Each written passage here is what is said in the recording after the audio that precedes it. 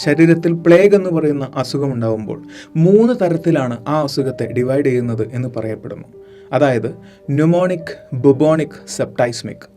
Mnemonic plague എന്ന് പറഞ്ഞാൽ ആ പേര് പോലെ തന്നെ നമ്മളുടെ ശരീരത്തിലെ ശ്വാസകോശത്തെയാണ് അത് ബാധിക്കുന്നത്. ശ്വാസകോശത്തെ ഈ ബാക്ടീരിയ ബാധിക്കുമ്പോൾ ഉണ്ടാകുന്ന സിംറ്റംസ് നമുക്ക് ശ്വാസ തടസ്സമുണ്ടാവുകയും അതുവഴി ചുമയുണ്ടാവുകയും ചുമച്ച് രക്തം തുപ്പുകയും ചെയ്യുന്നു. ഇതൊക്കെയാണ് ന്യൂമോണിക് പ്ലേഗിൻ്റെ സിംറ്റംസ് എന്ന് പറയുന്നത്. ഇത് അടുത്ത സ്റ്റേജിലേക്കാണ് എത്തുന്നത്. ആ സ്റ്റേജ് ബുബോണിക് പ്ലേഗ് ആണ്.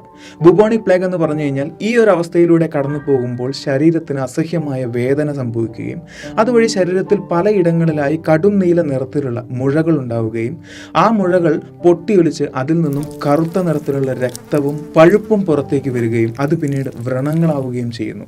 ഇതൊക്കെയാണ് ബുബോണിക് പ്ലേഗിൻ്റെ സിംറ്റംസ്. അടുത്തത് സെപ്റ്റൈസ്മിക് പ്ലേഗ് ആണ്. സെപ്റ്റൈസ്മിക് പ്ലേഗ് എന്ന് പറഞ്ഞു കഴിഞ്ഞാൽ നമ്മളുടെ ശരീരത്തിൽ പലയിടങ്ങളിൽ നിന്നും രക്തം വമിക്കുകയും രോമകൂപങ്ങളിൽ നിന്നും വരെ രക്തം വമിക്കുകയും അതുവഴി മരണപ്പെടുകയും ചെയ്യുന്ന ഒരവസ്ഥയാണ് സെപ്റ്റൈസ്മിക് പ്ലേഗ്. ഇതിൽ ഓരോന്നും ഓരോ സ്റ്റേജാണ് എന്ന് വേണമെങ്കിൽ തന്നെ പറയാം.